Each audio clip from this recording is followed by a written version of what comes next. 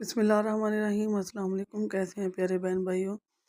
आज हमने बहुत मज़ेदार सी चटपटी सी हाज़मेदार चटनी बनाई है। मूलियाँ और ग्रीन प्याज और ये चटनी ना बने ये हो ही नहीं सकता।